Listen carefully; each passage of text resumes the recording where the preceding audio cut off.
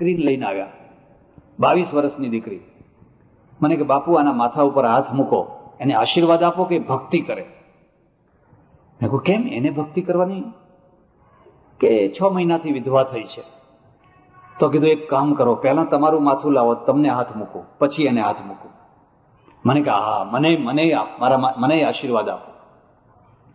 તમારી ઉંમર કેટલી હતી? મને કે 65 વર્ષ. ભક્તિ કરો છો? મને કે જરાય મન ચોંટતું નથી. અરે 65 વર્ષે તારું મન નથી ચોંટતું તો આ 22 વર્ષે આનું મન ક્યાંથી ચોંટવાનું હતું?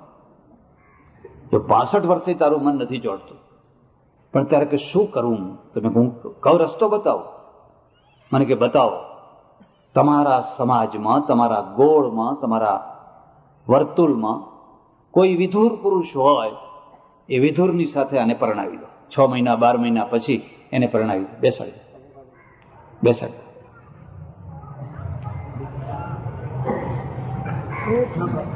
મને કે મહારાજ તમે તમારું નાક કાપવા આવ્યા છો ને? એમ મેં કહ્યું ના, નાક કાપવા નથી આવ્યો. જો મારી વાત માનશો તો થોડો ઉજરડો થશે, પછી અઠવાડિયામાં રૂજ આવી જશે. ચે લોકો થોડીક વાર બોલશે. જે નવો માર્ગ પાડનારો છે એને તો હંમેશા સહન કરવાનું જ હોય છે. પછી એ પગદંડી થતી હોય છે, પાછળના લોકોને સુખ મળતું હોય છે. મારી વાત ના માને. મેં કીધું જો યાદ રાખજો, મારી વાત નહીં માનો તો આ છોકરી મૂળમાંથી તમારું નાક કાપશે. નારાજ થઈને ગયા. સંન્યાસીનો એક અર્થ એ છે કે જરૂર પડે તો લોકોને નારાજ કરવા પડે તો નારાજ કરીને પણ જે સાચું હોય એ કે, નહીં તો ખમા બાપુ ખમા બાપુ ખમા બાપુ, તમને ગમતો રાગ વગાડો, જે તમને ગમતો હોય એ રાગ વગાડો. એ સંન્યાસી ના કહેવાય. સારંગી વગાડવી એ અલગ વસ્તુ છે અને સત્ય કહેવું એ અલગ વસ્તુ છે. બને ત્યાં સુધી એ કડવું ન હોવું જોઈએ, પણ કેટલીક વાર એ કડવું હોય તો કડવું થઈને પણ એને કહેવું પડે. હું તો ગયો, 1 વર્ષમાં સમાચાર મળ્યા કે છોકરી કોઈ વિધર્મીની સાથે ભાગી ગઈ. વિધર્મીની સાથે. હવે એ ડોસો ઘરની બહાર નથી નીકળતો, પોકે ને પોકે રડે છે. મળવા હું ગયો સામેથી, એ તો ઘરની બહાર ના નીકળે. મને કે તમારું કેવું માન્યું હોત? મેં કહું હોત તો ને, હવે ને આ રસ્તો છે. વિધવા જ કન્યા, એને મારી નથી નાખવી, એને રીબાવીને એને જીવાડવી નથી. સ્વસ્તિ કલ્યાણ, જાઓ બેટા, તારું ભલું થાય, તું સુખી થાય, રસ્તો કરી આપો. અને આ ઉદારતા છે, આ સમાજ સુધારણા છે. અને ધર્મને કોઈ વાંધો નથી. મૂર્ખશ્ચ પુત્ર, છોકરો છે પણ મૂર્ખ છે. મેં કહ્યું ને તમને, વૃદ્ધાવસ્થાનું બહુ મોટું સુખ છે આજ્ઞા પાલન કરનારી સંતતિ. ભલે પૈસો ઓછો હોય પણ બાપા બાપા બાપા લોકો કરતા હોય, પડ્યો બોલ ઉપાડતા હોય. દિવસે સૂર્ય હોય અને કોઈ હા પાડે એ તો પાડે, પણ રાત્રે પણ પાડે. બાપા તમે જે કોઈ, બસ માણસનું હૃદય ભરેલું ને ભરેલું રહે. હા, ઋષિ દુઃખી છે અને દુઃખનો મારે બોલી ગયો, નાનાનું ખલું અસ્મત કુલે અનુચાનૈવ બ્રહ્મબંધુરીવ ભવતી. અને પેલાને ચડી રીસ, છોકરાને ચડી રીસ. અને રીસ છે ને ચડવી જ જોઈએ. રીસમાંથી ઇતિહાસ પેદા થતો હોય છે. અને તમે જોયું, અનાથ આશ્રમના બાળકોને રીસ ચડતી જોઈ તમે? કોને રીસ ચડે? કોના ઉપર ચડે? જ્યાં વહાલ હોય, જ્યાં પ્રેમ હોય ત્યાં રીસ હોય. અજાણી બસમાં બેઠા છો, અજાણી ટ્રેનમાં બેઠા છો, કોઈએ તમને જગ્યા ના કરી આપી, કોઈના ઉપર રીસ ચડે છે? પણ તમારા વેવાઈ બેઠા હોય જો જગ્યા ના કરી આપે તો આખી જિંદગી રીસ ચડે. જ્યાં અપેક્ષાઓ છે ત્યાં રીસ છે. અને રીસમાંથી તો ઇતિહાસનું નિર્માણ પણ થઈ શકે. શરત એટલી છે કે રીસની સાથે પાણીદાર માણસ જોડાયેલો છે કેમ? જો પાણીદાર માણસ જોડાયેલો ના હોય તો ના ચાલે. બાપીએ મેણું માર્યું જેસલને, અને જેસલને રીસ ચડી, અને રીસમાંથી આખું તમે જુઓ તો તોરલને ઘોડીને લેવા ગયો. હવે અહીં તો કેટલીય ભાભીઓ મેણા માર્યા કરે ને આપણે એના એ જ, કોઈ અસર જ નથી. અને અસર હોય તો અડધા કલાકમાં બધી પૂરી થઈ જાય છે. વણઝારાઓની પોઠ, અને પોઠમાં નવી પરણાવેલી કન્યા, લાંબો ઘૂંઘટો ચાલે, તરસ લાગી, એની સાસુને કહે છે પાણી પીણો હોય. પાણી પીણો હે, પાણી પીણો હે, તરસ લાગી છે. 2 વાર 3 વાર 4 વાર, અને પછી સાસુને ક્રોધ આવ્યો. એને કીધું, તારા બાપે અહીં વાવ ખોદાવી છે તો હું તને પાણી લાવી આપું? આપણા ત્યાં એક બીજો નિયમ પણ યાદ રાખવા જેવો છે. ઘરમાં વહુ આવે એટલે ગાળ દેવાનું એક સરસમાં સરસ સાધન આવી ગયું સાસુઓ માટે. હવે કોના ઉપર? હવે જો કે ઉલટું થઈ ગયું છે. હે, હવે વહુઓ બદલો વાળા છે. ઘણા વર્ષો સુધી તમે અમને ગાળો દીધી છે, હવે અમારો વારો છે. તારા બાપે અહીં કૂવો ખોદી રાખ્યો છે, હું તને પાણી લાવી આપું? અને પેલી વણઝારી છે ને, એને એવી રીસ ચડીને એ તો ઊભી થઈ ગઈ કે મારો બાપ આવે, વાવ ખોદાવે, એ જ પાણી પીશ, ને તો મરી જઈશ. આ પ્રતિજ્ઞા છે. બીજી વાત એક યાદ રાખજો, દુનિયાનો તમામે તમામ ઇતિહાસ સનકી લોકોનો છે. સનકી એટલે જાણો છો? જિદ્દી, હઠી. એને કોઈ એમ ના કહે કે ડાયા માણસનું કામ છે, એવું કોઈ ના કહી શકે. એવા લોકોનો ઇતિહાસ છે. જે ફ્લેક્સિબલ માણસો હોય છે ને, એ તરત સમાધાન કરી લેતા હોય છે, તરત જ ખાધું પીધું રાજ કર્યું. એ સારી રીતે જીવે ખરા, પણ એનો ઇતિહાસ કશો ના હોય. ઘણા લોકોએ સમજાયું, અરે આવું ના હોય, આવું ના હોય, આવું ના હોય, આવું ના હોય. પણ એ ના માની, નહીં હું અહીંથી ખસીશ નહીં. મારો બાપ આવે અને અહીં વાવ ખોદે ને પાણી, હવે વાવ ક્યારે ખોદાય ને ક્યારે પાણી નીકળે. દોડ્યા વણઝારાઓ આજુબાજુ નજીકમાં જ કંઈક એનો બાપ પોટ લઈને ફરતો હશે, એને સમાચાર આપ્યા કે તમારી દીકરીએ તો આવી પ્રતિજ્ઞા કરી છે. અને જેની દીકરીમાં આટલી પ્રતિજ્ઞા કરવાની હિંમત હોય, એનો બાપે કંઈક હશે કે નહીં હોય? એને કહ્યું, કશો વાંધો નહીં, મારી દીકરીની લાજ રાખવી મારા હાથમાં છે. પાછી પોટ લઈને આવી ગયો, ખોદવા લાગી ગયા બધા. પણ ગમે એટલું ખોદે તો કંઈ પાણી થોડું નીકળે ઉનાળામાં તરત. ત્યારે પછી અમારા જેવા વચ્ચે પડે, અને અમારું કામ શું છે? વચ્ચેનો રસ્તો કઢાઈ આપવો. એને આપત ધર્મ કહેવાય. આપત ધર્મ કાયમ માટે નહીં, થોડાક દિવસ પાડવા માટે. હવે શું કરવું? આ તો મરી જશે તરસી તરસી. એટલે કોઈ ધર્મગુરુએ આપત ધર્મ બતાવ્યો કે જો ભાઈ, કુવાનું પાણી ના પીવાય, તળાવનું ના પીવાય, નદીનું ના પીવાય, પણ નારિયેળનું પાણી પીવાય. નારિયેળના પાણીનો વાંધો નહીં. હા, એ વાત સાચી હો, લોકોને ગમે, કારણ કે હવે બીજો રસ્તો નથી. નારિયેળ પાછા શરૂ કર્યા મહુવાથી, ઢગલા બંધ નારિયેળ પીવો બસ. જોત જોતામાં કૂવો વાવ ખોદી નાખી, પાણી નીકળ્યું. વાવ છે. હરીશમાંથી ઇતિહાસ. ફ્લેક્સિબલ પ્રજા હોય એ બોલ્યા ચાલો ને, હવે તો વાંધો નહીં. ઇતિહાસ ના સર્જી શકે. રાણા પ્રતાપ ઇતિહાસ સર્જી શકે, ગાંડો હતો. હા, આ એક ખાસિયત છે. પેલા છોકરાને એવી રીસ ચડીને, બસ રીસમાં ને રીસમાં, હવે આ ઘરનું પાણી હરામ, મારે આ ઘરમાં રહેવું નથી, પગ નથી મૂકવું. હું કાશી જઈશ અને ભણીશ અને વિદ્વાન થઈશ તો પાછો આવીશ, નહીં તો આ ઘરમાં પગ નહીં મૂકું. પેલા ડોહાએ વિચાર કર્યો, ઋષિએ, ભલે ને આ રીતે જતો હોય, જવા દો ને, કંઈ કરતા જાય છે, કંઈક ભણશે, બહાર જાય તો ચરાઈ વેતી ચરાઈ વેતી ચરાઈ વેતી. હું ઘણીવાર લોકોને કહું છું અને તમને કહું છું, જે ગામ છોડે એ સુખી થાય, અને જે ગામમાં ને ગામમાં પલાઠી વાળીને બેસી રહે ને, એક નિશ્ચિત લિમિટથી આગળ ના વધી શકે.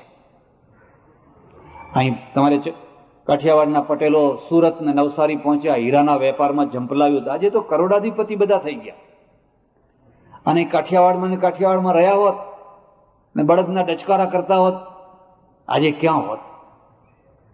એને માઇગ્રેશન કહે છે, સ્થળાંતર કહે છે.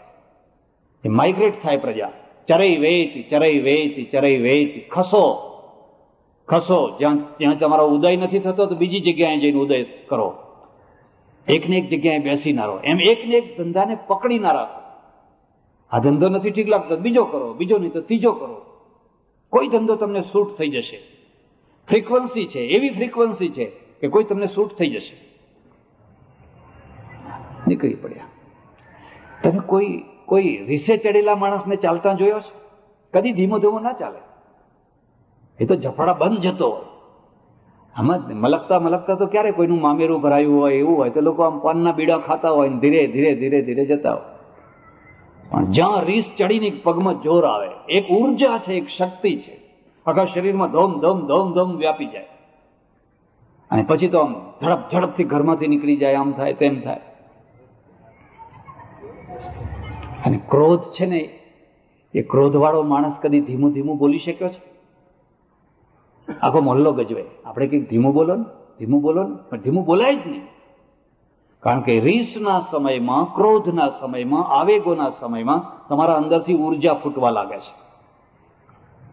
એવી ઉર્જા ફૂટવા લાગે. મારું એક પુસ્તક છે, આવેગો અને લાગણીઓ, કોઈ વાર વાંચજો. આ તો તમારી શક્તિ ફૂટી રહી છે. પહોંચ્યો કાશી, બસ એક જ ધૂમ છે, ભણવું છે, ભણવું છે, ભણવું છે. કેમ કે હૃદયમાં ઠેસ વાગી છે. બાપે મારી છે, મેણું મારી છે, મૂર્ખ, મારા ઘરમાં મૂર્ખ પેદા થયો. અને ઠેસના કારણે આ માણસ ઠેઠ ત્યાં પહોંચ્યો છે. ભણ્યો, ખૂબ ભણ્યો, ખૂબ ભણ્યો. એક બીજી વાત યાદ રાખજો, કેટલીક વાર તમારા જિંદગીની અંદર બાકીનું બધું જોડેલું તૈયાર હોય છે. આ તરફે બધું તૈયાર હોય છે, પણ બેયના વચ્ચેનું વાયરિંગ જોડવાની જ બાકી હોય છે. આ બધું વાયરિંગ કરેલું છે. આ બાજુ છે, કનેક્શન છે, બધું છે, પણ સ્વિચ પાડો તો લાઇટ નથી આવતી. બે વાયર જોડવાના રહી ગયા છે. એક પાંદડું ફરકવાનું રહી ગયું છે. ઘણા માણસો એવા હોય કે એમને એક પાંદડું ફેરવવાની જરૂર હોય છે. આટલું કરો, બાકી આગળ તો બધું ક્લિયર તૈયાર જ છે. મારે આશ્રમમાં એક છોકરો આવ્યો, મને કે 2200 રૂપિયાની નોકરી છે અને મારે છોડી દેવી છે. હા, 2200 રૂપિયાની નોકરીમાં આપણે ક્યાં ઊંચા ક્યારે આવીએ? મેં કહ્યું શું કરીશ? મને કે મેં સાંભળ્યું છે કે આ અંબાણી છે ને, એ પહેલા માસ્તર હતા. એમ માસ્તર પણ છોડ્યું તો આ અંબાણી થયા. એટલે મારે અંબાણી થવું છે. મેં કહું ભાઈ, બધા માણસ કઈ અંબાણી ના હોય ને, બધા માસ્તરો કઈ અંબાણી થાય? એ તો માસ્તર હતો એના પહેલા અંબાણી હતો ને, પછી અંબાણી છે ના. કે આપણે આ 2200 રૂપિયાની નોકરીમાં, અરે મેં કહ્યું અત્યારે નોકરી મળતી નથી ને, તું મૂર્ખામી ના કર. ના માન્યો, નોકરી છોડી દીધી, નીકળ્યો અંબાણી થવા માટે. આબુના નખી તળાવમાં જઈને આત્મહત્યા કરવી પડી. અંબાણી તો ના થયો, પણ આબુનું નખી તળાવ છે ને, એમાં જઈને આત્મહત્યા કરી બેઠો. કારણ કે રોજી ના રહી, રોટી ના રહી, પત્ની, 2 બાળકો, હવે કરવું શું? બધાના માટે આ નિયમ નથી કે પેલા આમ કર્યું એટલે આપણે એવા થઈ જઈએ. પણ કેટલાક માણસો એવા હોય છે કે એમના માટે એક પાંદડું જ ફેરવવાની જરૂર હોય છે. એ નાનજી કાળીદાસ હોય કે અંબાણી હોય, એ જન્મજાત હોય છે. એ કોઈના ઘડાયેલા નથી હોતા, એ કોઈની કૃપાથી નથી થયા હોતા, જન્મજાત હોય છે. પણ એમને શરૂઆતના 15-20 વર્ષ છે એ વાંકા ચૂકા જેમ તેમ પાર કરવા પડતા હોય છે. શરૂઆત તમે ખેડૂતોને પૂછો, કેટલાક દાણા ખેતરમાં એવા પડ્યા હોય કે એના ઉપર પથ્થરો આવી ગયો હોય, માટીનું ઢેફું આવી ગયું હોય, ઉગી ન શકાય, જોર કરીને વાંકો ચૂકો થઈને બહાર નીકળે, બળુકો દાણો છે. કેટલાક એવા હોય પાણીમાં પડ્યા હોય તો પાણીનો ખાડો ભરાયો સડી જ જાય, ઉગે જ નહીં, ત્યાં પડ્યા સડી જાય. કારણ કે વધુ પડતું પાણી મળ્યું. અર્થ સમજ્યા ને તમે? વધુ પડતું પાણી સડાવી નાખ્યું, વધુ પડતી સગવડો મળી, સડી ગયો માણસ. વધુ પડતું ઐશ્વર્ય મળ્યું, સડી ગયો. ગોંડલ દરબાર હતા ભગવતસિંહજી, એમના છોકરાઓને 500 રૂપિયા પગાર, એમ જ પૂરું કરવાનું અને ચારેને કામ કરવાનું, એટલે બરાબર સારા હોશિયાર થઈ શકે. ખૂબ ભણ્યો, ખૂબ ભણ્યો, ભણ્યા તો ખરા. પણ અમારે ત્યાં 2 માધ્યમ છે, એક ગુણની સાથે વિદ્યા, એક ગુણ વિનાની વિદ્યા. ગુણની સાથે જો વિદ્યા લાવવી હોય તો પહેલા વિદ્યાર્થીને વિદ્યા નહીં ભણાવવાની, પહેલા એની પાસે કામ કરાવવાનું, કચરા કઢાવવાના, વાસણ ઘસાવાના, વાસીદું કરાવવાનું, છાણ ઉંચકવાનું, આ બધા હલકા કામ કરાવવાના. એટલે એના અહમ છે ને, એ અહમને મારવામાં આવે. અને નિરભિમાનિતાનું જે સુખ છે એ અદ્ભુત સુખ છે. તમારો અહમ છે એ મરાયો હોય, એના સુખ જેવું કોઈ સુખ નથી. તમે અહીં બેસશો તોય સુખી, પણે બેસશો તોય સુખી, પણે બેસશો તોય સુખી. અને જો એ નહીં મરાયો હોય, અહીં બેઠા હશો તો એમ થશે કે મને ઉપર કેમ ના બેહાડ્યો. પ્રવચનમાં મન નહીં રહે, મન ત્યાં જ ફરતું હશે, કોની વ્યવસ્થા છે, કોનો વહીવટ છે, મને આગળ કેમ ના બોલાયો, દુખી થઈ જશે. પણ પેલો તો બહુ સુખી હોય. અને વિદ્યાર્થીના ઘડતરમાં આપેલું, બાળકના ઘડતરમાં આપેલું. તમારા ઘરમાં કોઈ મહેમાન આવે ને, ગમે એટલા પૈસાદારો, નોકરોના દ્વારા પાણી નહીં આપવાનું, પોતાના બાળકોના દ્વારા આપવાનું. એમને શીખવાડો નમ્રતા. પાણી પીવડાવે, કોઈને ચા આપે, કોફી આપે, તે છોકરા ઘડાશે. જો એ સોફા ઉપર પગ ચડાવીને બેસી રહ્યા અને નોકરોના દ્વારા પાણી અપાયું તો એ છોકરાના મન બગડશે, પછી મોટા થઈને સરખા નહીં થઈ શકે. આ ટાઈમ છે એને ઘડવાનો. એઠા પ્યાલા લઈ જાઓ બેટા, આમ ના જો, આમ પીરસો, આમની થાળીઓ ઉપાડો. ભગવાને કૃષ્ણે બધાના પતરાળા ઉપાડ્યા. આપણે તો જો કૃષ્ણ જેવા ક્યાં થયા હતા, પણ હમણાં હરખા બચપણથી તો હરખા રહીએ. એક ગુણ વિનાની વિદ્યા હોય, એક ગુણ સાથેની વિદ્યા હોય. ગુણ વિનાની જે વિદ્યા હોય એને પાંડિત્ય કહેવાય, અને ગુણ સાથેની જે વિદ્યા હોય એને સંત કહેવાય. વિદ્યા અઢળક વિદ્યા અને એટલી જ નમ્રતા, એટલી જ નિરભિમાનીતા, એને સંત કહેવાય. બધા પંડિતો સંત નથી હોતા અને બધા સંતો પંડિત નથી હોતા. અને એટલો મદ ચડ્યો. કારણ શું છે? અંદર કોઈ પણ પ્રકારની શક્તિ છે ને, એ શક્તિ મદ કર્યા વિના રહે જ નહીં. પછી એ જુવાનીની શક્તિ હોય, સૌંદર્યની શક્તિ હોય, પૈસાની શક્તિ હોય, ખુરશીની શક્તિ હોય, જૂથની શક્તિ હોય, કોઈ પણ પ્રકારની શક્તિ હોય, માણસને મદ ચડાવે છે. અને આને તો બેહદ મદ ચડ્યો. મદ ચડે એટલે શું થાય ખબર છે? કોઈ ખેડૂતને પૂછજો, 1 મહિનો, 2 મહિના, 3 મહિના બળદ બાંધી રાખ્યો હોય ને રોજ એને સારામાં સારું ખવડાવે, ખોળ ને બધું એવું, પછી 3 મહિના પછી એને છોડે ને તો એ બળદ પહેલું કામ કરે, ઉકરડામાં જઈને શિંગડા મારે. એની માટી છે ને, ધૂળ બધી માથા ઉપર. મદ ચડ્યો છે. પછી ડાયો ખેડૂત હોય શું કરે ખબર છે? હળે એવો જ જોડી દે ને, આખો દિવસ હળ કે પેલું એવું બીજું કંઈક ચલાવે ને સાંજે પછી ઢીલો થઈને બેસી જાય. મદ ઉતરી ગયો. માણસને મદ ચડે. અને મદને પ્રોત્સાહન કોણ આપે? નિરંતર સફળતા. તમે જીત્યા, 1 વાર, બીજી વાર, ત્રીજી વાર, ચોથી વાર, અહીં જીત્યા, મદ ચડી જશે. કોઈ વાર હારવું પણ જરૂરી છે. હારવાથી પણ જીવ કલ્યાણ થાય. રાવણ હાર્યો નતો એટલે રાક્ષસ બન્યો. કોઈ વાર હારવું પણ જરૂરી છે.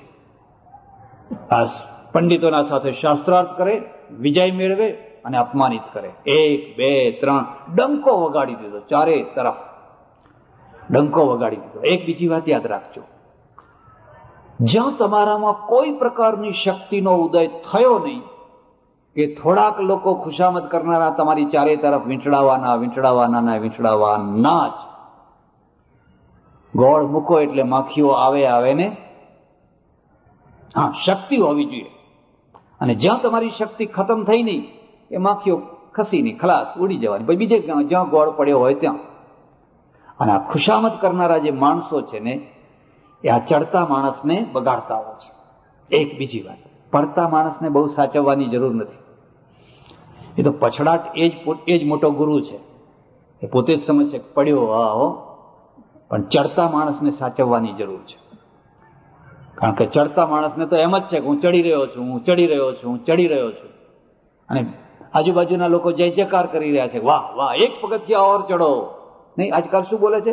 હમ તુમ્હારે સાથ હૈ, આગે बढ़ो, હમ તુમ્હારે આગે बढ़ो, કુએ में પડો, હમ તુમ્હારે સાથ હૈ. ના, કિનારા સુધી, અંદર કોઈ નહીં પડે. ચડતા માણસને સાચવવાની જરૂર છે. ચડતા માણસને જે સાચવે ને એને સંત કહેવાય. એવો સલાહકાર રાખવાનો. એટલે આ ચડતો, એક તો જુવાની, એક વિદ્વત્તા, પાંડિત્ય, કુશળતા, જે હાથમાં મચ્છરની માફક ચૂંથી નાખો. જય જયકાર થઈ ગયો લોકો. હવે પેલા ડોહાની વાત એમ કે, પેલા ડોહાને ઓળખે ને, સગા બાપને. હવે એને ખબર પાડી દઉં, મારું માથું ખાઈ ગયું. જ્યારે જુઓ ત્યારે મૂર્ખ છે. હવે ઘેર જઈને એની બરાબર સજા કરો. સજ્જન માણસ હોય એ જ્યારે શક્તિશાળી બને તો એના જેણે અપમાન કર્યા હોય, એ અપમાન કરનારાઓનું પણ ભલું કરે. ઉર્દુમાં એક બહુ સરસ શેર છે, કોઈએ તારું ભૂડું કર્યું, હવે આજ તારો મોકો છે, તું એનું ભલું કરી દે. જો એ ખાનદાન હશે, જિંદગીભર ઊંચી આંખ નહીં કરે. ઉપકારની તલવારથી એની આંખ નીચી થઈ જશે. અને જો એ ખાનદાન નહીં હોય તો કોઈ પ્રશ્ન જ નથી. પણ તને ઉપકાર કરવાનો મોકો મળ્યો છે, એને હાથથી ના જવા દે. હરેક સમયે મોકો નથી મળતો હોતો. પાણી લઈને ઉભા રહો ને કોણ પીવા આવે છે? કોઈ નવરું નથી. કોઈ ટાઈમ એવો હોય કે તમારા આંગણે આવીને મેટાડોર ઉભો હોય, પંચર પડ્યું હોય ને, બેન થોડુંક પાણી આપશો, બધા તરસ્યા છે. આમાં તો રોજ તો કોઈ આવતું નથી. વર્ષમાં 1-2 વાર આવા કોઈ આવ્યા હોય, અને ત્યારે તમે કહો કે આગળ જાઓ, પરબ છે આગળ. અરે પરબ તો છે, પણ તારા ઘરમાં કઈ પાણી છે કે? જિંદગી કોના હાથમાં છે? જે ઉપકાર કરવાની તકો જવા નથી દેતો, એના હાથમાં જિંદગી છે. ઉપકાર કરવાની તકો જે જવા નથી દેતો. કોઈની ટિકિટ ખોવાઈ ગઈ, કોઈનું ગજવું કપાઈ ગયું, કોઈ ગજવામાં પૈસા નથી, આમ ફાંફા મારે છે, ફટ દઈને કાઢીને એને પૈસા. અરે બધા લુચ્ચા છે, જવા દો, લુચ્ચા રહેવા દો. બધાને લુચ્ચા શું કામ માનો છો? કબીરા આપ ઠગાઈએ ઓર ન ઠગીએ કોઈ. આપ ઠગે સુખ ઉપજે ઓર ઠગે દુઃખ હોય. 100 રૂપિયા લઈ ગયો ને, શું એમાં કઈ મોટી વાત હતી? ઉપકાર કરવાની જગ્યા છે. નીકળ્યા, ધામ ધામ ધામ ધામ ધામ, મદોન્મત હાથીની માફક. સાથેના માણસો કોઈએ કહ્યું કે આ પેલું નગર દેખાય એ ક્ષત્રિય રાજા જયવલીનું નગર છે, અને ત્યાં એ જયવલી પણ બહુ મોટો વિદ્વાન છે, પંડિત છે. એમ આપણે એને હરાવીને જઈએ. જો વૃત્તિ કેવી છે, હરાવીને જઈએ. ચાલો પહોંચી ગયા દરબારના દરવાજે જઈને ઉભા, સંદેશો મોકલ્યો. કાશીના મહા ચક્રવર્તી દિગ્વિજય કરનારા ફલાણા ફલાણા ફલાણા પંડિત પધાર્યા છે.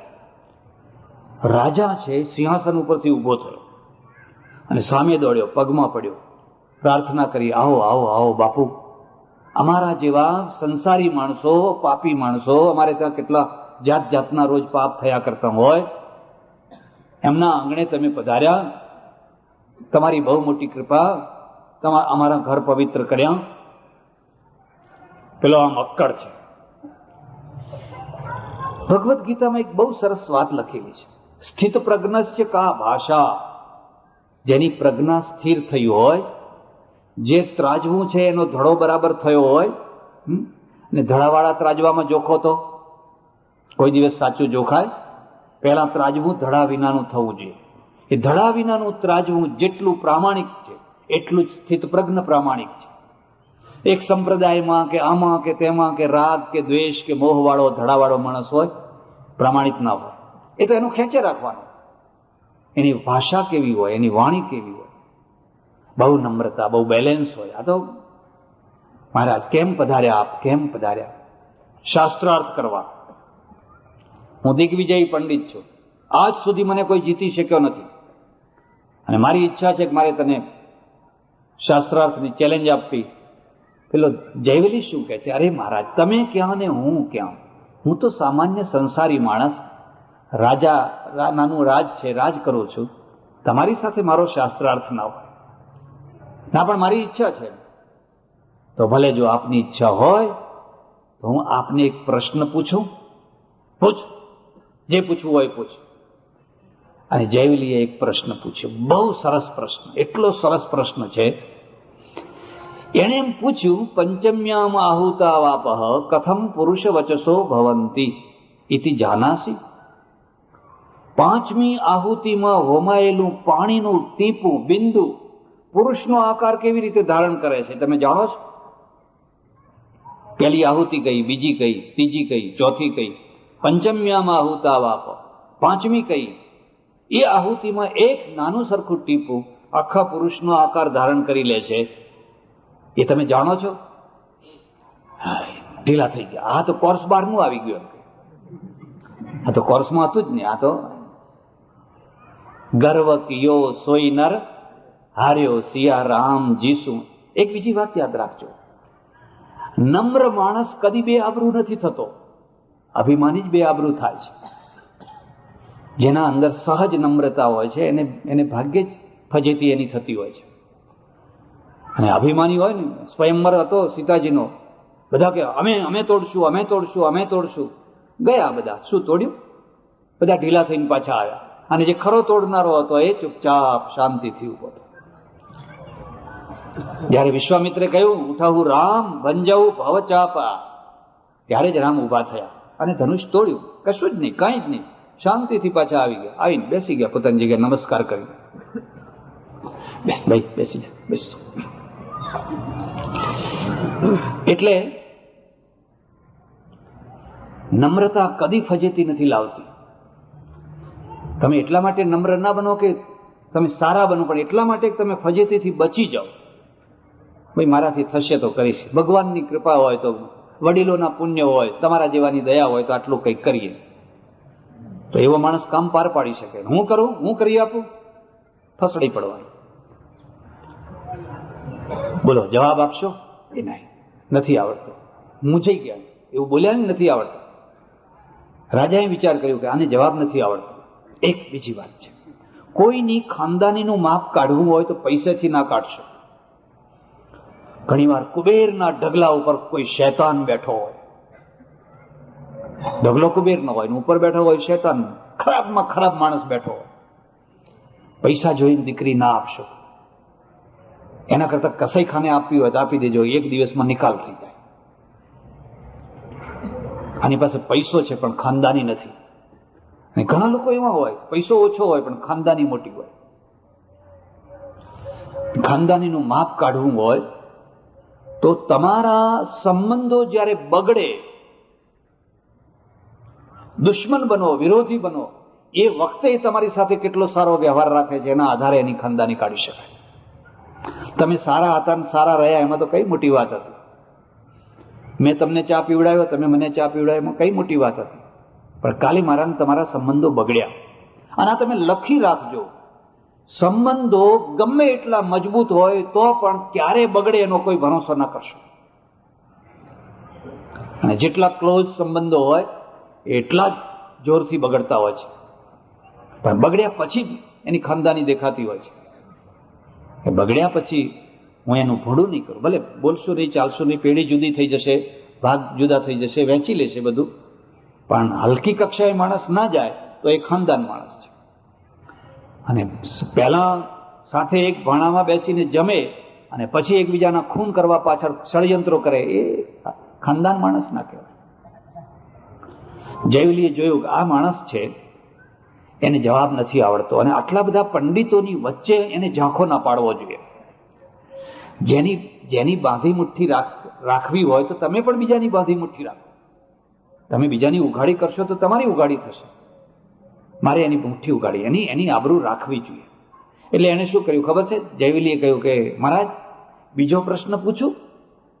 એટલે પેલો હા બીજો પૂછો. કેમ કે બીજો જો આવડી જાય, પેલો પ્રશ્ન પેપરમાં નથી હોતું આ કરો અથવા આ કરો, હાથમાંથી 5 કરો એવું હોય છે ને વિકલ્પ, એટલા માટે વિકલ્પ રાખ્યા હોય છે.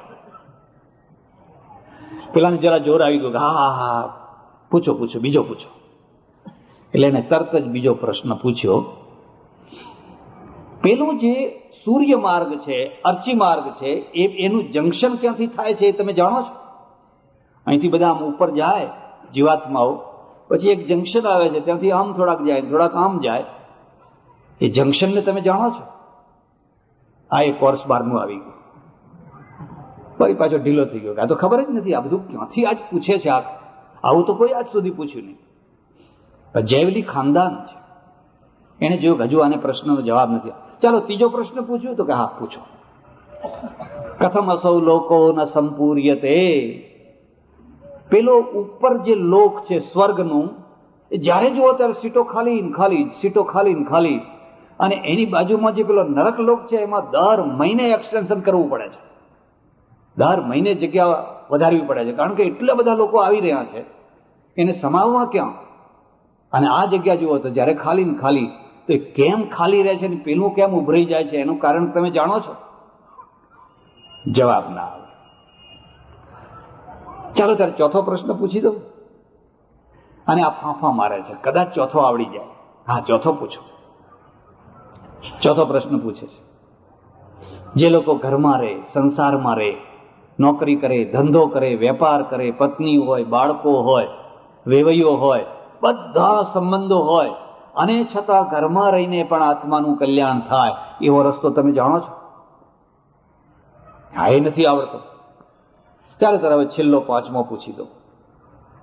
જે લોકોએ ઘર છોડ્યું હોય અને અરણ્યમાં જઈને રહેતા હોય, એ અરણ્ય સ્થિત્વા શ્રદ્ધા તપેત્યુપાસતે, એ લોકો જેને બાળ નથી, બચ્ચા નથી, પત્ની નથી, વેપાર નથી, ધંધો નથી, કોઈ સંબંધ નથી, એવા લોકોનું આત્મકલ્યાણ કેવી રીતે થાય? એ ઉત્તર તમને આવડે છે? એ નથી આવડતું. બસ 5 પ્રશ્નોમાં તો આ ઢીલો ઢસ થઈ. તમારામાંથી ઘણા જાણતા હશે, આજે દુનિયામાં એક બહુ મોટો રોગ છે ડિપ્રેશનનો. એ ડિપ્રેશનમાં શું થતું હોય છે કે તમારા અંદર એટલી મોટી નિરાશા આવે, એટલી મોટી હતાશા આવે, એટલી મોટી નિરાશા આવે કે નિરાશાના ભારમાં તમે દબાઈ જાઓ. હિમાલયનો ભાર ઊંચકવો સરળ છે, પણ નિરાશાનો ભાર ઊંચકવો સરળ? હિમાલય તો કદાચ કોઈ હનુમાન હોય તો ઊંચકી જાણે, પણ નિરાશાનો ભાર તો હિમાલયના ભાર કરતાં વધારે છે. અને જેના ઉપર વારંવાર નિરાશા હોય, ડિપ્રેસ થઈ જતો હોય. ઘરના માણસોથી નિરાશ થયો હોય, બીજી રીતે નિરાશ થયો હોય, વેપાર ધંધામાં થયો હોય, ને પછી આમ ગુમસુમ બેસી રહેતો હોય. તમે એને સમજો. આપણા ત્યાં શું થાય? એને ભૂત ભુવા પાસે લઈ જાય, દોરા ધાગા કરાવે કે આ ભાઈ ગુમસુમ બેસી રહે છે. શું કંઈક વળગ્યું છે કે આ તમે જ વળગ્યા છો, બીજું કોઈ વળગ્યું નથી. એક જમાનો હતો જ્યારે આપણા ત્યાં બધી દવાઓ ભુવાના ત્યાંથી નીકળતી. ગામમાં કોઈને એટેક આવતો, પહેલા એટેક આવતો ના, એવું નહીં કે ના આવતો, પણ કોઈને ખબર ના પડે અને માણસ ગબડી પડે, મરી જાય. આખું ગામ એક જ વાત કહે કે એને કોઈએ મૂઠ મારી, પેલા વિરોધીઓએ એને મૂઠ મરાવી હતી. અને દરેક ગામમાં 1-2 મૂઠ મારનારા રહેતા, હજુ રહેતા હશે. અને મારો તો અનુભવ છે, પટેલો હોય ને ત્યાં તો આ બધા ડેકલા વાગતા જ હોય. તમારે એ ડેકલા વિનાના હોય જ નહીં, એમને શાંતિ જ નહીં. હું ગમે એટલા માથા કૂટીને મરી જાઉં કે રવા દો ભાઈ આ બધું ને, કે ના નડે છે, અમને નડતર નડે છે. કઈ નડતું નથી, તમે તમારી જાતને નડો છો. એક સમય આવશે કે લોકો જાગશે અને સમજશે, અને ત્યારે ખબર પડશે કે આ ધર્મના નામે અમને કેટલા લોકો લૂંટતા હતા, કેવી રીતે લૂંટતા હતા. આવશે, થોડી વાર લાગશે. ઘણાના ઘરમાં આવી ગયો છે. એટલે ડિપ્રેસ થઈ ગયો એકદમ, ઉઠી ન શકાય, શક્તિને ઉઠી ન શકાય. 2 હાથે પકડીને એને ઊભો કર્યો. પેલો જયવલી કે છે, મહારાજ કંઈ રસોઈ પાણી જમી કરીને જજો શાંતિથી, હવે કેમ ભૂખ લાગે. હારનો ફટકો સહન કરવો બહુ કઠિન છે, અને હારના એક પછી એક ફટકાઓ જે સહન કરે ને, અને કોણ સહન? જેને કાળજું આવડું મોટું હોય. એક લાયન્સ ક્લબમાં કે રોટરીમાં કે એમાં કંઈક જવાનું થયેલું. એના જે રિજિયોનલ ગવર્નર હતા, એક પારસી હતા. સભા થવાને બહાર મારી પાસે બેઠેલા. મને કે, સ્વામીજી તમે જ્યોતિષ જાણો છો? મેં કહ્યું ના. મેં કહ્યું કેમ પૂછ્યું? મને કે આજથી 5મા દિવસે હું 60 લાખનો આસામી હતો, 4થા દિવસે 40 લાખનો થયો, ને 3જા દિવસે 20 લાખનો થઈ ગયો. હવે મને એ ચિંતા છે કે આ 20 લાખે મારી પાસે રહેશે કે કેમ? 3 દિવસમાં 60 લાખમાંથી 20 લાખ. હવે મેં તોય તમે તો હસતા ખેલતા સભામાં આવ્યા છો, પ્રવચન કરવાના છો, તમારા ચહેરા ઉપર તો કોઈ અસર નથી. અને અમે બધા ગીતાની વાતો કરીએ, જો લંગોટી કોઈ લઈ જાય તો 3 દિવસ સુધી બૂમા બૂમ કરીએ. એક તુંબડું કોઈ લઈ જાય તો, અને તમે તમારા 40. અને કે સ્વામીજી વ્યાપાર ધંધો કરવો હોય તો કાળજું છે ને ઢાલ જેવું રાખવું પડે. લાખો આવે ખરા અને લાખો જાય ખરા. એમ તમારે ઇતિહાસના કોઈ સેનાપતિ હોવ તો કોઈ વાર તમારે ફટકોય ખાવો પડે, હારવું પડે, ભાગવું પડે, અને કોઈ વાર પાછું જીતવું પડે. હાર સહન કરી શકે એ જ જીતનો અધિકારી થઈ શકે. જે હાર નથી સહન કરતો એ શું જીતનો અધિકારી થવાનો હતો? અખાડામાં જઈને જુઓ, પહેલવાનો કેટલી વાર હારતા હોય છે. હાર્યા એટલે ડિપ્રેસ થઈ ગયા. ચૂંટણી આવે એટલે એટલા ફોર્મો ભરાય, આપણે કહીએ ભાઈ બેસી જાઓ તમારો ક્લાસ. નહીં કે મારે તો ગજવામાં વોટ છે, મારું તો નક્કી જ છે. એમ આવું કે બધા બિલકુલ જેની ડિપોઝિટ જવાની હોય એ કે અમારું તો નક્કી જ છે. અને જ્યારે રિઝલ્ટ આવે ત્યારે ખબર પડે ગજવામાંથી તો એકે વોટ ના નીકળ્યો હતો જ નહીં. અને પછી એ ઘરમાં એવા સંતાઈ જાય 15 દિવસ સુધી મોઢું ના બતાવે. આપણે કંઈક બહાર નીકળવાનું પણ કે શું મોઢું બતાવું, કેમ પેલું 15 દાડા પહેલા હતું એ હારનો પછડાટ જે સહન કરે એ જ વિજયની માળા પહેરી શકે. અને એટલું ડિપ્રેસ થઈ ગયો, એટલો ડિપ્રેસ થયો, ઉઠાય નહીં, હિંમત નહીં. 2 માણસોએ ઊભો કર્યો, જેમ તેમ કરી લઈ ગયા. હવે જમવાની ઈચ્છા નથી, ચાલ્યા. ઘર થોડુંક દૂર રહ્યું અને પેલી દોડી બળી તોય દોરડી ને એનો વળ જાય. બસ કે ડોહો જૂની બધી વાતો યાદ આવી ગઈ. આપણી એક સંસ્કૃતિ છે. આપણે એમ કહીએ છીએ ને પરદેશ પાસે સંસ્કૃતિ નથી, પણ ખોટી વાત છે. હું એના વખાણ નથી કરતો, પણ પરદેશીઓ એકબીજાને મળે, હાથ મેળવે, એકબીજા પોતાની ઓળખાણ આપે, થેન્ક યુ બોલે, સોરી બોલે, બધું આખું વ્યવસ્થિત તંત્ર. અને આપણે છે ને પહેલા આપણા ઘડિયાઓનો એક રિવાજ હતો. ગામડામાં લોકો બેઠા હોય પાઘડી બાંધીને, કોઈ અજાણ્યો માણસ નીકળે તો એ રામ રામ બોલે અજાણ્યો હોય તો રામ રામ રામ રામ. આ કલ્ચર હતું. હવે કોઈ નથી બોલતું એવું. હવે તમારે કોઈ એકબીજા સાથે વાતે ના કરે. થેન્ક યુ સોરી ની પ્રશ્ન જ નથી. બાપને ખબર પડી લીધી, એના વધામણા લેવા માટે ઉભેલો. મારો છોકરો આવે છે, મારો છોકરો આવે છે. કેટલો હરખ હોય બાપને. છોકરો છાતી કાઢીને નમસ્કાર કરી આવીને ચૂપચાપ ઘરમાં બેસી ગયો. અને પેલાના કાળજે એક ઠેસ મારતો ગયો. આ ભણીને પણ ન સુધર્યો તો ના જ સુધર્યો. વિદ્વાન થયો પણ સુધર્યો નહીં તો ના જ સુધર્યો. પણ વૃદ્ધ છે ને, એ વૃદ્ધની પાસે પણ જ્ઞાન છે. એને જોયું કે હવે આને ઉપદેશથી નહીં સુધારી શકાય, એને એક ફટકાની જરૂર છે. કોઈ મિસ્ત્રીને પૂછી જોજો, કેટલાક થાંભલા છે ને ઓરંબે લાવવા હોય ને તેને ફટકા મારવા પડે. અને જો ફટકા ના મારો તો એ આખી જિંદગી ત્રાંસા ને ત્રાંસા રહે. અને ત્રાંસા ને ત્રાંસા રહે તો પછી ભાર ના ઊંચકી શકે. અને જો એના ઉપર ભાર મૂક્યો તો એ પડે ને ભારે પડે. પણ જો એના ઉપર 100 મણ ભાર મૂકવો હોય તો નીચે 2-4 ફટકા મારીને એને સીધા કરવા પડે. બસ 2-4 ફટકા મારો, સીધા થઈ જાય. ઘરમાં જઈને પ્રયોગ ના શરૂ કરી દેતા. બાપનું આ કામ છે. એને કહ્યું, બેટા તું ભણ્યો? હા, એમ તો હું ભણ્યો. શું ભણ્યો? બધું ભણ્યો, કઈ બાકી નથી રાખ્યું. ઓહો, કઈ બાકી નથી રાખ્યું? તો હું તને પ્રશ્ન પૂછો. એકેન વિજ્ઞાતેન સર્વમ વિજ્ઞાતમ ભવતી ઇતિ જાનાસી. એકને જાણવાથી બધું જણાઈ જાય એ વિદ્યા તું ભણ્યો છે? કોર્સ 12નું આવી ગયું પાછું. આજ ખબર નહીં કેવો દિવસ છે કે જે પ્રશ્ન પૂછે છે બધા બહારના જ પ્રશ્નો છે. અને ઢીલો થઈ ગયો. અને ઢીલો થયો એટલે પગમાં પડ્યો. બસ ધ્યાન દેજો. એને ઢીલા બનાવવાની જરૂર હતી. ઘડો બનાવતા પહેલા માટીને ઢીલી બનાવવી પડે. માટી ઢીલી હોય તો ઘડો બને, કડક માટી હોય તો ઘડો બને નહીં. પગમાં પડી ગયો, રડ્યો, ખૂબ રડ્યો. પછી તો એ વૃદ્ધે એને છાતી સાથે ચાંપ્યો, બેટા તું મારો દીકરો, મારો આત્મા કહેવાય. હું તને લડું તોય તારા ભલા માટે લડું છું.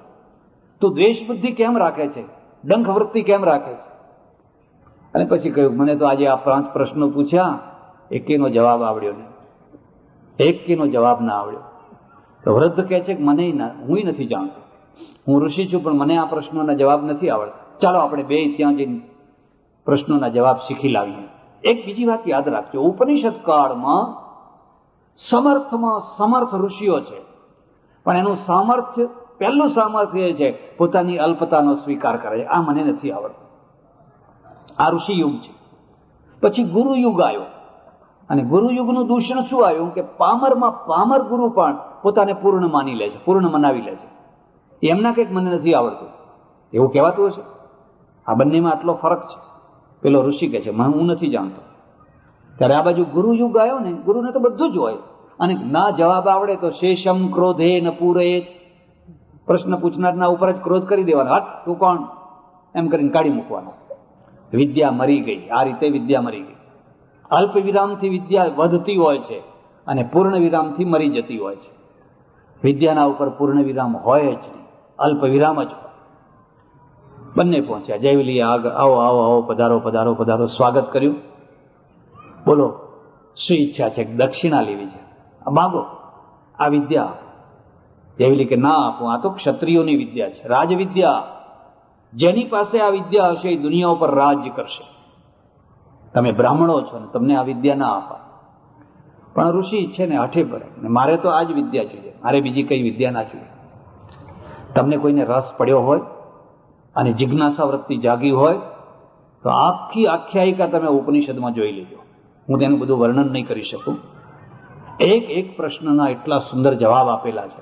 આપણે ક્યાં ભૂલ્યા? ઉપનિષદોને છોડ્યા, વેદોને છોડ્યા અને સામાન્ય પુરાણો વગેરેને પકડ્યા અને હિન્દુ પ્રજા ગૂંચવાઈ ગઈ, આખી ગૂંચવાડામાં પડી ગઈ. તમારી પાસે કેટલું અદ્ભુત જ્ઞાન પડેલું છે, પણ એમાં જે ચોથો પ્રશ્ન છે ને એની થોડી ચર્ચા કરીને વાત પૂરી કરી દઈશ.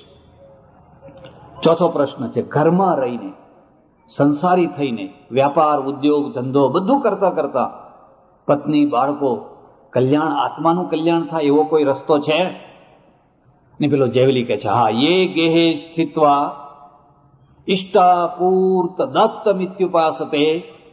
ત્રણ ઉપાસનાઓ જે કરે, જે ઘરમાં રહીને ત્રણ ઉપાસનાઓ.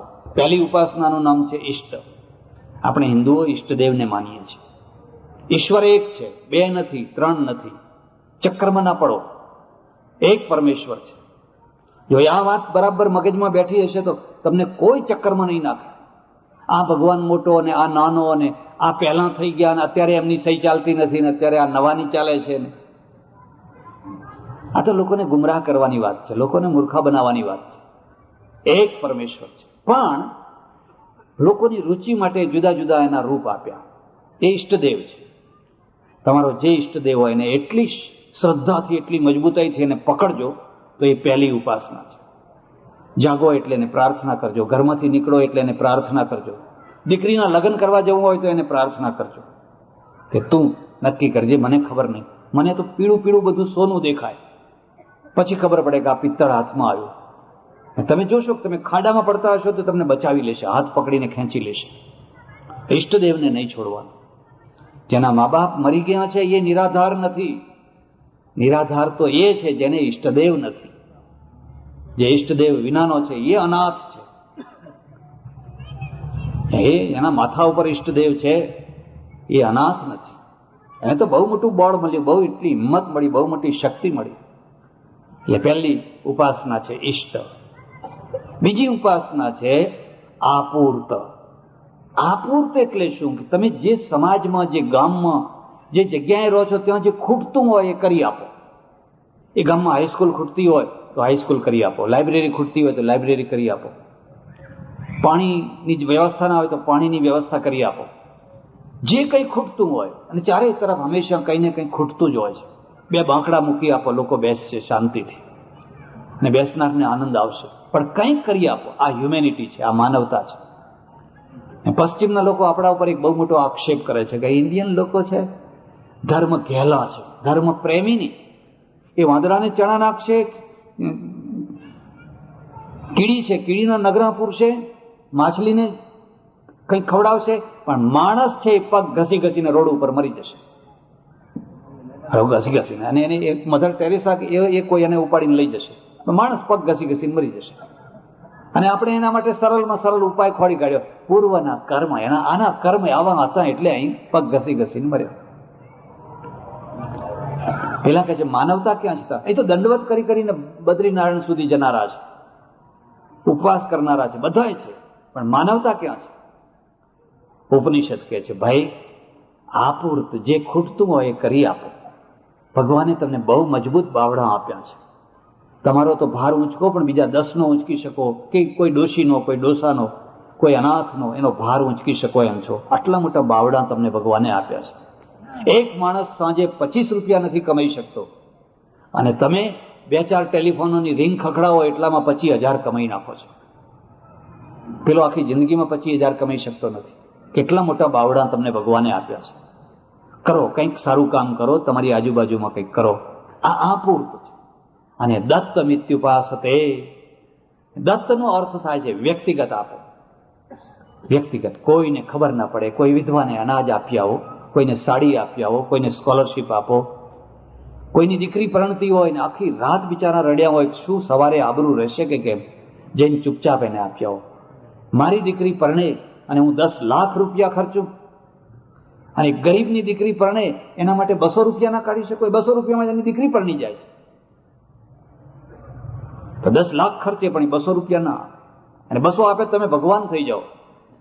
એક બીજી વાત યાદ રાખો, શ્રીમંતોના મહોલ્લામાં રહેશો તો તમારા ઘરમાં દાળ વધી હશે, શાક વધ્યું હશે, કંઈક ખાવાનું વધ્યું હશે, કોડીની કિંમત કોઈ લેનાર નથી.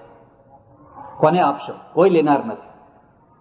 હું લંડનમાં રહું પહેલા, અને એક બહુ મોટો સુખી એરિયા, એટલો મોટો સુખી એરિયા કે ત્યાં સઉદી અરેબિયાની દીકરી રહે, રાજકુમારી રહે, એટલે સામાન્ય માણસ રહી ન શકે. હવે એમાં આપણા એક ભાઈ રહે, એમના ત્યાં સાંજે જમવાનો કાર્યક્રમ રાખેલો, 100 માણસો બોલાવ્યા જમવા માટે, બધા જમ્યા, સારી સારી રસોઈ બનાવી. ત્યાં તો કોઈ હલકી ચીજ વાપરે નહીં, હલકી ચીજ મળે નહીં. પછી બધો ઘર ઘર ઘર અવાજ આવવા માંડ્યો. મેં કહું આ શું છે? મને કે આ જે રસોઈ વધી ને એ બધી હવે ગટરમાં નાખીએ છીએ, એટલે એને ક્રેશર કરીને નખાય. એના માટે પાઇપ હોય, મશીન હોય, પાણી જેવું કરીને પછી નખાય, એમને એમ ના નખાય. એટલે મશીન. અરે અરે, મેં કહું આટલી કિંમતી રસોઈ તમે ગટરમાં નાખો છો? એના કરતાં કોઈ ગરીબને આપી દો ને. પણ કે અહીં કોઈ લેનારું ગરીબ જ નથી. આ એટલો પૈસાદારોનો મોહલ્લો છે કે અહીંયા કોઈ લેનારું ગરીબ નથી. ઓહો, હવે અહીંયા પૈસાદારના મોહલ્લામાં તમે પૈસાદાર થઈને રહો, તમારા સામે કોઈ જોવાય તૈયાર નહીં. પણ ગરીબના મોહલ્લામાં જઈને રહો, અને દાળ વધારે